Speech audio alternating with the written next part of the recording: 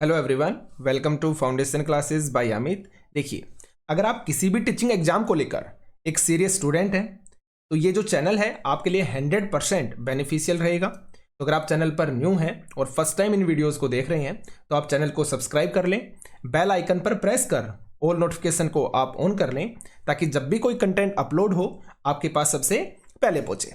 और आज हम जो बात करने वाले हैं वो सीटेट जुलाई 2024 के बारे में बात करेंगे। जैसा कि आप सभी को पता है कि सीटेट 2024 के लिए आपकी जो ऑफिशियल नोटिफिकेशन है वो आपकी आ चुकी है।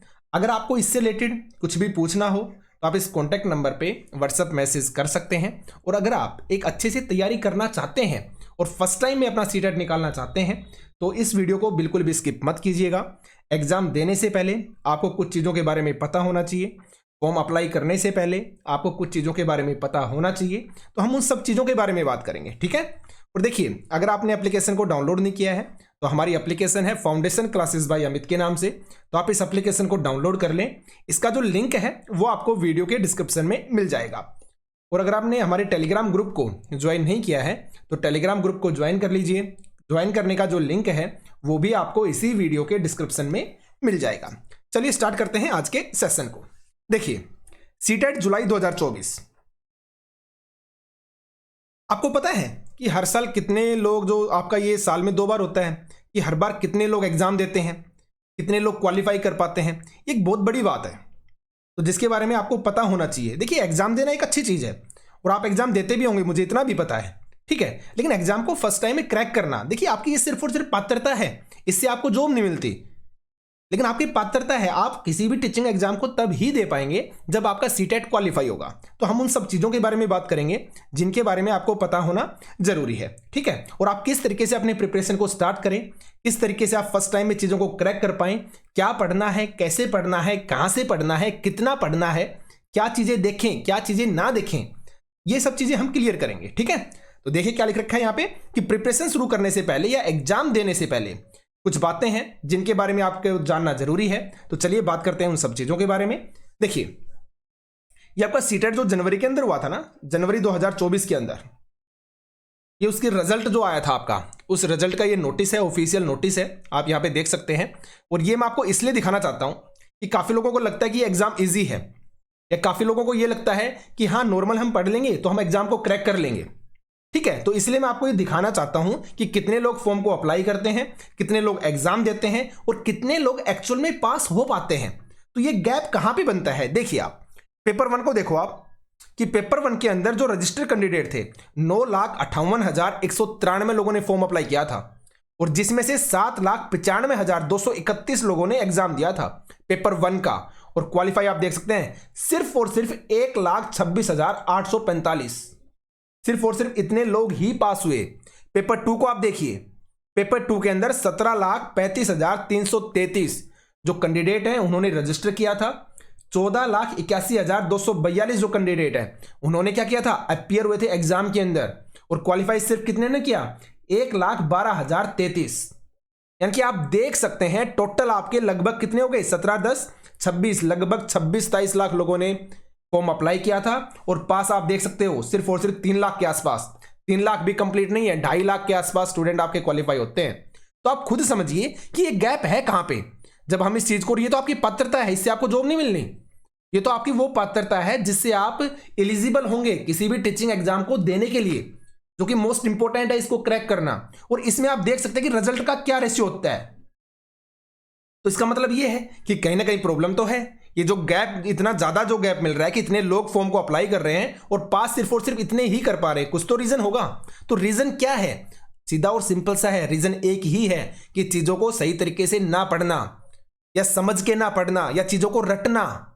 सबसे बड़ा रीजन ये है, हमें ये नहीं पता होता कि हमें पढ़ना क्या है। जस्ट एग्जाम्पल अगर मैं आपसे बात करता हूं, काफी लोग क्या करते हैं आपको पता है, क्योंकि मैं जानता हूं अच्छे से इन चीजों के बारे में। काफी लोग सिर्फ और सिर्फ थ्योरी को पढ़ेंगे, उन्हें एमसीक्यू से कोई लेना देना ही नहीं होता, सिर्फ और सिर्फ थ्योरी पढ़ लेंगे और एग्जाम देने चले जाएंगे। या काफी लोग तो आपको ऐसे मिलेंगे जो सिर्फ और सिर्फ एमसीक्यू करेंगे, और जब लास्ट टाइम आएगा ना एग्जाम का, उस समय यूट्यूब चैनल पे कोई ऐसा चैनल ढूंढने की कोशिश करेंगे जहां पे एमसीक्यू की क्लास चलती है, मैराथन क्लास चलती है, 400 क्वेश्चंस की, 500 क्वेश्चंस की। उनको थ्योरी के बारे में कुछ भी नहीं पता होता कि थ्योरी कहां से है कहां से नहीं है, कितना हमें पढ़ना है, कैसे पढ़ना है, कोई मतलब नहीं है।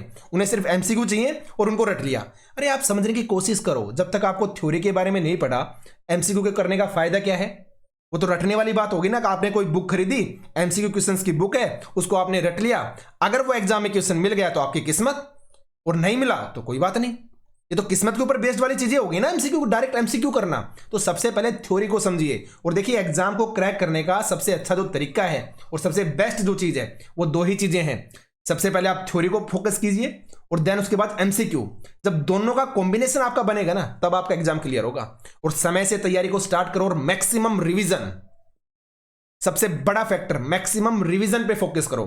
ठीक है, प्रीवियस ईयर क्वेश्चंस को देखो कि किस तरह के क्वेश्चंस आपके पूछे जाते हैं, किस तरह के क्वेश्चंस आपके आने वाले हैं। तो ये सब चीजों को आप अच्छे से एनालिसिस करो इनका, तब जाके आप चीजों को कर पाओगे। ठीक है, तो इन सब चीजों को अच्छे से याद रखना है और तभी आप तैयारी कर पाएंगे। अभी से अपनी तैयारी को स्टार्ट कर दो। देखो इतना तो आप समझिए कि 23 लाख में से सिर्फ 2.5 लाख क्यों क्लियर कर रहे हैं, सिर्फ इतने ही लोग क्यों पास हो रहे हैं? तो इसका मतलब कुछ ना कुछ तो प्रॉब्लम है ना। तो हमारे बेसिक्स में दिक्कत है, हमारे बेसिक्स क्लियर नहीं है। हम डायरेक्ट कोई बुक उठाते हैं, डायरेक्ट किसी का कोर्स लिया और पढ़ना स्टार्ट। हमें यह भी नहीं पता होता कि सामने वाला क्या पढ़ा रहा है। हमें एक्चुअली में सिलेबस तक का नहीं पता होता कि सिलेबस में कौन कौन से टॉपिक है। तो प्लीज जब तक आप एक अच्छा अप्रोच, एक सही अप्रोच नहीं लगाएंगे ना, आप चीजों को क्लियर नहीं कर पाएंगे। और ये सिर्फ सीटेट की तैयारी नहीं है। सीटेट के अंदर जिन बुक्स का यूज किया जाता है, जो चीजें हम पढ़ते हैं, अगर आपने सीटेट के दौरान उन चीजों को अच्छे से पढ़ लिया ना, आगे आपके जो टीचिंग एग्जाम्स होंगे, जैसे सीटेट केवीएस हो गया, एनवीएस हो गया, DSSS भी हो गया, चंडीगढ़ हो गया, उन हर एग्जाम के अंदर आपको हेल्प मिलती है। सीटेट का सिलेबस ऐसा है, जिन्होंने इसको अच्छे से पढ़ लिया ना, आगे के जो टीचिंग एग्जाम्स हैं उनकी भी तैयारी हो जाती है। लेकिन तैयारी करे कैसे? सबसे बड़ा मैटर तो यही है, पात्रता ही क्लियर नहीं हो रही है। आप देख सकते हैं 23 लाख में से मात्र 2.5 लाख, ठीक है, लगभग 26 लाख में से मात्र 2.5 लाख लोग आपके क्लियर कर पा रहे हैं। तो आप एवरेज देख सकते हैं। ठीक है, यहां पे 21 लाख, देखिए 21 लाख अपीयर हुए थे टोटल, और भरे फॉर्म कितने थे? लगभग 27 लाख लोगों ने, और पास सिर्फ और सिर्फ 2.5 लाख। तो कुछ तो इश्यू होगा ना। तो प्लीज इन सब चीजों को देखते हुए तब आप तैयारी करो, हर चीज को अच्छे से देखो, अच्छे से समझो। ठीक है, तो चलिए ये आपका एक डिस्कशन था आपके साथ कि आपको तैयारी किस तरीके से करनी है, कैसे सोचना है, यानी कि थिंकिंग कीजिए, पहले सोचिए कैसे तैयारी को स्टार्ट करें, तब आप करोगे। ठीक है, चलिए अब ये 2024 की जो हमारी नोटिफिकेशन आई है, इसके बारे में हम थोड़ा सा बात कर लेते हैं। तो इसके बारे में क्या चीजें हैं, देखिए डिस्कस कर लेते हैं हम। देखो ये इंपॉर्टेंट चीजें हैं कि आपका जो एग्जाम है वो आप कब से फॉर्म को अप्लाई कर सकते हो? 7 मार्च 2024, यानी कि कल से आपके जो फॉर्म है वो अप्लाई होने स्टार्ट हो गए हैं, और आप 2 अप्रैल तक। इसमें सारी इंपॉर्टेंट चीजें मैं आपको बता रहा हूं। ठीक है, तो बिल्कुल वीडियो को स्किप मत करना। एग्जाम डेट हो गई, सिलेबस हो गया, नेगेटिव मार्किंग हो गया नहीं होगी, क्या क्या चीजों में चेंजमेंट है, सब चीजें डिस्कस करेंगे। तो आप वीडियो में बने रहिएगा। तो आप कब से स्टार्ट होंगे आपके फॉर्म भरना? 7 मार्च से, यानी कल से आपके फॉर्म भरना स्टार्ट हो चुके हैं, और 2 अप्रैल तक रात के 11:59 तक आप फॉर्म को अप्लाई कर सकते हो। ठीक है, चलिए आगे देखते हैं। आपकी जो फीस रहेगी, आपको अच्छे से पता है, जनरल और ओबीसी के लिए, एनसीएल यानी नॉन क्रीमी लेयर के लिए जो आपकी फीस है, पेपर 1 यानी कि दोनों में से अगर कोई एक पेपर आप भरते हो तो 1000 रुपए है, और अगर आप दोनों पेपर भर रहे हो तो आपके 1200 रुपए लगेंगे। ठीक है, लेकिन जो आपके अदर कास्ट हो गए, SC ST वगैरह, डिफरेंशियली एबल्ड जो पर्सन हो गए, उनकी जो एक पेपर की फीस है 500 रुपए, और अगर वो दोनों को फिल करते हैं तो उनकी फीस आपकी 600 रुपए होगी। ठीक है, तो आपके फीस के बारे में हो गया है। देन उसके बाद हम एग्जाम के शेड्यूल की बात कर लेते हैं कि जो आपकी डेट है वो भी गिवन है कि 7 जुलाई 2024, 7 जुलाई 2024 को आपका एग्जाम होगा। पेपर 2 का जो एग्जाम है वो सुबह के समय 9:30 से 12 बजे तक आपका सुबह के समय पेपर 2 का एग्जाम होगा, और पेपर 1 का जो एग्जाम है वो दोपहर 2 बजे से शाम के 4:30 बजे तक, यानी कि 2.5 घंटे का। दोनों एग्जाम जो है वो आपके 2.5 घंटे के होंगे। ठीक है, ये आपके एग्जामिनेशन के बारे में हो गया है। देन उसके बाद बात कर लेते हैं हम structure and content of CTET, यानी कि इसके अंदर आपको अच्छे से पता है एमसीक्यू क्वेश्चंस आते हैं आपके। ठीक है, आपके 4 ऑप्शन होंगे, 4 ऑप्शन में से एक आपका सही होगा। और नेगेटिव मार्किंग के बारे में है कि नो नेगेटिव मार्किंग, यानी कि आपकी नेगेटिव जो मार्किंग है वो आपकी नहीं होती है। ठीक है, तो आप याद रखिएगा नेगेटिव मार्किंग बिल्कुल भी नहीं है। एमसीक्यू क्वेश्चंस आएंगे 150, ये चीजें आपको ऑलरेडी पता होंगी, लेकिन फिर भी एक बार आप देखिए, क्योंकि इनका पता होना, इनमें कंफर्म होना जरूरी है। ठीक है, 4 ऑप्शन होंगे, एक और ऑप्शन आपका सही होगा। और आपको अच्छे से पता है पेपर 1 किसके लिए होता है? 1 to 5 क्लास के लिए, और पेपर 2 किसके लिए होता है? आपके 6 to 8 क्लास के लिए। ठीक है, चलिए आगे बात करते हैं। ये स्ट्रक्चर एंड कंटेंट के बारे में हो गया है। जो इंपॉर्टेंट चीजें हैं वही मैं आपसे डिस्कस कर रहा हूं, क्योंकि नोटिफिकेशन आपकी 35-36 पेजेस की है, लेकिन सारा उसमें इंपॉर्टेंट नहीं है, जो इंपॉर्टेंट चीजें हैं जो आपको पता होनी चाहिए वही मैं आपके साथ डिस्कस कर रहा हूं, ठीक है। उसके बाद देखिए ये आपके सिलेबस के बारे में है कि पेपर 1 जो 1 to 5 क्लास के लिए है, आपके 2.5 घंटे का एग्जाम होगा और ये आपका उसका सिलेबस है। सिलेबस में कोई भी चेंजमेंट नहीं है, जो आपका एज इट इज होता था वही आपका सिलेबस है। तो प्लीज आप अच्छे से देखें, अच्छे से समझें चीजों को और तभी अपनी तैयारी को स्टार्ट करें। देखिए चाइल्ड डेवलपमेंट एंड पेडागोजी आपके 30 MCQ आएंगे 30 मार्क्स के। उसके बाद मैथमेटिक्स है, ये कंपलसरी है 30 MCQ 30 मार्क्स। एनवायरमेंटल स्टडीज है यानी कि EVS 30 MCQ 30 मार्क्स। उसके बाद language 1 compulsory 30 MCQ 30 marks. Language 2 30 MCQ 30 marks, यानी कि टोटल आपके 150 MCQ आएंगे और 150 मार्क्स के आपके वो होंगे, ठीक है। और जर्नल के लिए आपको 90 मार्क्स चाहिए क्लियर करने के लिए, और जो आपकी अदर का जो कैटेगरी है वो आ गई, उनके अंदर आपके 82 चाहिए, ठीक है। याद रखिएगा 82 मार्क्स चाहिए क्लियर करने के लिए। बाकी आप कोशिश कीजिए कि 90 से ऊपर ही आए, ताकि आप लोग एकदम टेंशन फ्री रहें, 90 या 90 से ऊपर ही आए। और अगर आप अच्छे से तैयारी करते हो ना तो रियल में एग्जाम इजी होते हैं। लेकिन मुझे ये नहीं समझ में आता कि फिर भी लोग इतने कम पास होते क्यों हैं, क्योंकि बेसिक्स क्लियर नहीं है। हम लोग रटने पे ज्यादा फोकस करते हैं, ठीक है। तो आपके जो मार्क्स है ना एक्चुअल में 100 से ऊपर तो आने चाहिए ही चाहिए। तो अगर आपने सीटेट की अच्छे से तैयारी कर ली ना तो आगे के जितने भी टीचिंग एग्जाम्स हैं उनमें आपको हेल्प मिलेगी ही मिलेगी, इस बात को याद रखिएगा भाई, ठीक है। तो आपका ये पेपर 1 का था। अगर पेपर 2 के बारे में बात करते हैं तो आपको अच्छे से पता है, देखिए चाइल्ड डेवलपमेंट एंड पेडागोजी है 30 MCQ 30 मार्क्स। उसके बाद देखिए मैथमेटिक्स और साइंस वाले जो स्टूडेंट हैं उनके लिए 60 MCQ आते हैं और 60 मार्क्स के ही, जिसमें 30 आपके साइंस के क्वेश्चंस होंगे और 30 आपके मैथमेटिक्स के होंगे, ठीक है। तो टोटल 30 60 हो गए ना। और उसके बाद है सेकंड आपके सोशल साइंस के जो स्टूडेंट हैं, तो सोशल साइंस के अंदर 60 MCQ आते हैं 60 मार्क्स के। लैंग्वेज 1 वही आपके 30 MCQ 30 marks. Language 2 30 MCQ 30 marks, यानी कि इसके अंदर भी आपके 150 MCQ होते हैं और आपके 150 ही के 150 क्या होते हैं आपके मार्क्स होते हैं, ठीक है। तो ये आपका लेवल 2 के लिए है, यानी कि जो 6 से लेके 8th क्लास तक पढ़ाएंगे उनके लिए। और आपका जो टाइम टेबल है यानी कि टाइम वो भी क्या होगा आपका 2.5 घंटे का ही एग्जाम होगा, ये भी तो याद रखिएगा भैया। चलिए आगे बात कर लेते हैं। पेपर की जो लैंग्वेज रहेगी वो आपकी बाईलैंग्वेज रहेगी, यानी कि हिंदी और इंग्लिश दोनों लैंग्वेज में आपको पेपर मिलेगा। एक दिन ही आपका पेपर होगा, ऑनलाइन नहीं होना है, ऑफलाइन होगा, याद रखिएगा। ऑफलाइन पेपर होगा आपका सिर्फ एक दिन ही 7 जुलाई को, ठीक है। और अभी से अपनी तैयारी को स्टार्ट करना है। जल्दी आपको जो क्लासेस हैं वो हम यूट्यूब पे स्टार्ट कर देंगे, जो भी बैच है जल्दी आपके लॉन्च हो जाएंगे, ठीक है। चलिए आगे देखते हैं। देखिए सबसे बड़ा डाउट काफी लोग पूछते भी हैं कि जो सीटेट है वो कब तक वैलिड रहेगा। तो आपको अच्छे से पता होना चाहिए, जब वो जो सीटेट है ना वो आपका लाइफ टाइम वैलिड है, लाइफ टाइम वैलिड है, यानी कि एक बार क्लियर कर लिया तो दोबारा क्लियर करने की जरूरत नहीं है, आपका लाइफ टाइम वैलिड रहेगा सीटेट। तो एक बार इसको करके और अच्छे से रख दो साइड में, ताकि जो टीचिंग एग्जाम्स है ना उन पे अच्छे से फोकस कर सको, ठीक है। तो याद रखिएगा भाई आपका लाइफ टाइम ये वैलिड होता है। देन अगर आगे बात करें हम सर्टिफिकेट एंड मार्कशीट की, तो देखिए पहले क्या होता ना, तो ऑफलाइन आपकी सर्टिफिकेट आती थी, मतलब कोरियर से आपके घर पे पहुंचाई जाती थी, ठीक है। लेकिन अब आपको पता होना चाहिए जो डिजी लॉकर होता है ना, digi locker account, digi locker जो अकाउंट होता है, डिजी लॉकर एक ऐप आती है, उसको आप डाउनलोड करेंगे, अपने नंबर से आप रजिस्टर करोगे तो आपके जो भी सीटेट वगैरह की मार्कशीट हो गई, सर्टिफिकेट हो गई, वो आपको यहां पे मिलेगी डिजिटली, ठीक है ना। डिजिटली आप उसको ले सकते हैं, उसका प्रिंट आउट निकलवा सकते हैं। तो आपकी जो सर्टिफिकेट है वो ऑफलाइन नहीं दी जाएगी आपको, नॉर्मल सी बात है, डिजिटली मिलेगी, डिजी लॉकर ऐप के अंदर आपको मिल जाएगी। इस ऐप को डाउनलोड करना और रजिस्टर करना अपने नंबर वगैरह से, जो भी चीजें वहां पे इंफॉर्मेशन वो मांगते हैं, तो आप आराम से इसको ले सकते हैं, ठीक है। चलिए ये होगी आपकी सर्टिफिकेट के बारे में बात। देखिए अब है आपके सिलेबस का,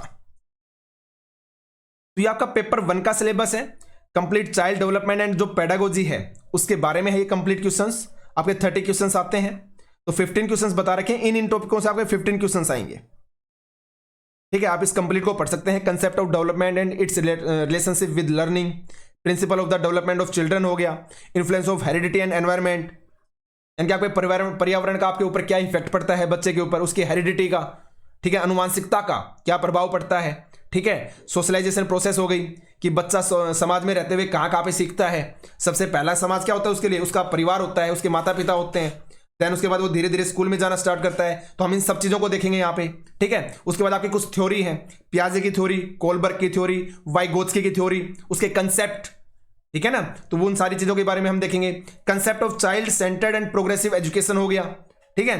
critical perspective the construct of intelligence, multi dimensional intelligence हो गई आपकी, लैंग्वेज एंड थॉट्स के बारे में। तो इन सब चीजों के बारे में हम देखेंगे अच्छे से, ठीक है। तो ये आपके साइकोलॉजी का सिलेबस है, साइकोलॉजी बोल दीजिए आप, चाइल्ड डेवलपमेंट एंड पेडागोजी बोल दीजिए, ठीक है। तो ये आपका कंप्लीट सिलेबस उसी का ही है। मोटिवेशन, लर्निंग, कॉग्निशन, इमोशंस, इन सब चीजों के बारे में देखेंगे हम हमारी चाइल्ड डेवलपमेंट एंड पेडागोजी के अंदर। उसके बाद मैथमेटिक्स की अगर हम बात करते हैं, ये पेपर 1 के बारे में है भाई। 30 क्वेश्चंस आपके इसके अंदर आते हैं। तो ये आपके चैप्टर दे रखे हैं मैथमेटिक्स के, geometry, shapes and spatial understanding, solid around us, numbers, addition and subtraction, multiplication, division, measurement, weight, time. तो ये आपका मैथमेटिक्स का सिलेबस है। आगे भी है वॉल्यूम, डाटा हैंडलिंग हो गया, पैटर्न्स हो गया, मनी हो गया। उसके बाद कुछ पेडागोजी, यानी कि जब 30 मार्क्स का जो आता है ना मैथमेटिक्स, उसमें आपके 15 जो मार्क्स होते हैं ना वो आपके कंसेप्ट होते हैं। कंसेप्ट मतलब आपके चैप्टर, जैसे वॉल्यूम, पैटर्न, मनी, ठीक है, जो हमने अभी देखा ना, एडिशन, सब्सट्रैक्शन। और जो 15 आपके जो मार्क्स आते हैं वो आपके पेडागोजी के होते हैं, कि मैथमेटिक्स को किस तरीके से पढ़ाना चाहिए, बच्चों में जो रीजनिंग पैटर्न्स है वो कैसे आप डेवलप करोगे, उनकी लैंग्वेज ऑफ मैथमेटिक्स होती है वो क्या होती है, कम्युनिटी मैथमेटिक्स क्या होता है, फॉर्मल मेथड्स, इनफॉर्मल मेथड्स क्या होते हैं। जब बच्चा पढ़ता है तो पढ़ते समय उन्हें किन किन चीजों में प्रॉब्लम्स आती हैं, क्या क्या वो एरर करता है, उसे कैसे वो सुधार करे। जैसे डायग्नोस्टिक एंड रिमेडियल टीचिंग है, ये आपको हर जगह मिलेगी। यानी कि डायग्नोस्टिक का मतलब पहले पता लगाना कि बच्चे कहां पे गलती कर रहा है और वो गलती क्यों कर रहा है, और उस गलती के करने के बाद उसको फिर सुधारना, यानी रिमेडियल करना, उसका रेमेडी करना, उसको सुधारना। तो हम इन सब चीजों के बारे में देखेंगे, ठीक है। उसके बाद देखते हैं भाई एनवायरमेंटल स्टडीज आपका हो गया, यानी ईवीएस।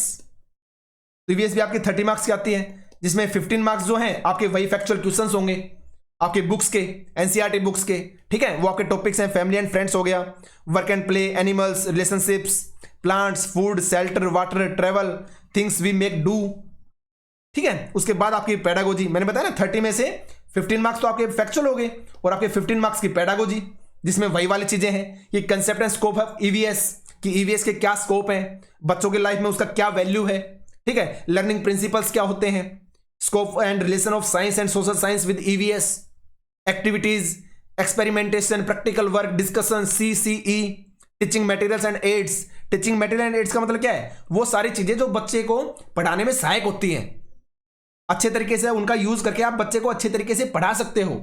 जैसे ब्लैक बोर्ड है क्लास के अंदर, वो टीचिंग एड्स है, आप प्रोजेक्टर का यूज कर रहे हैं, टीचिंग एड्स है। तो हम उन सब चीजों के बारे में देखेंगे, ठीक है। और प्रॉब्लम्स, यानी कि प्रॉब्लम्स मतलब वही चीजें कि बच्चों को किस तरीके से पढ़ाएं, उनको पढ़ते समय क्या क्या प्रॉब्लम्स आती हैं, उन सब चीजों के बारे में, ठीक है। इसी तरीके से आपका लैंग्वेज 1 का है और आपका लैंग्वेज 2 का। इसमें देखिए लैंग्वेज 1 और लैंग्वेज 2 इसको चूज करने का तरीका है होता है, ठीक है। यानी कि आपको ऑप्शन मिलता है कि आप लैंग्वेज 1 को हिंदी चूज करोगे, या लैंग्वेज 2 को हिंदी चूज करोगे, या लैंग्वेज 1 को इंग्लिश चूज करोगे, या लैंग्वेज 2 को इंग्लिश चूज करोगे। तो आपके ऊपर डिपेंड है आप किस लैंग्वेज को कैसे चूज करते हैं, तो उसके अकॉर्डिंग आप देख सकते हैं, ठीक है। तो ये सारी चीजें आपको अच्छे से याद रखनी है। और ये देखिए ये आपका लैंग्वेज 2 का सिलेबस है इंग्लिश का, तो वही वाली चीजें सेम देखिए, रिमेडियल टीचर में था ना, हर जगह मिलेगा आपको, ईवीएस की पेडागोजी में भी मिलेगा, मैथमेटिक्स की पेडागोजी में भी था।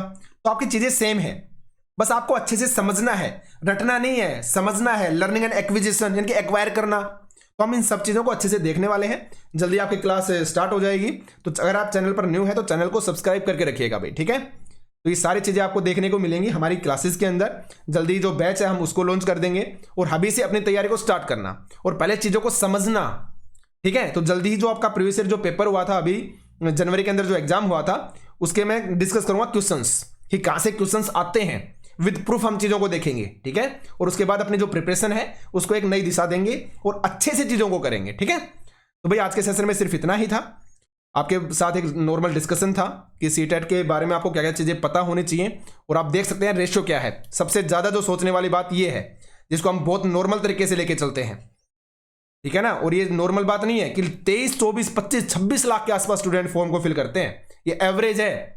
लगभग 21 से और 30 लाख के बीच में फॉर्म फिल किए जाते हैं, लेकिन पास होने वाले कैंडिडेट की वैल्यू आप देख सकते हैं सिर्फ और सिर्फ 2.5 से 3 लाख। तो आप आइडिया लगाए क्या कुछ ऐसा अलग है जो स्टूडेंट क्लियर नहीं कर पा रहे हैं एग्जाम को, और ये पात्रता इससे जॉब नहीं मिलनी फिर भी, ठीक है। तो इसलिए आप एक सही दिशा देखिए, सही तरीके से चीजों को कीजिए, सही अप्रोच लगाइए और सही जगह से पढ़िए और सही कंटेंट को पढ़िए, तभी आप चीजों को कर पाएंगे, ठीक है।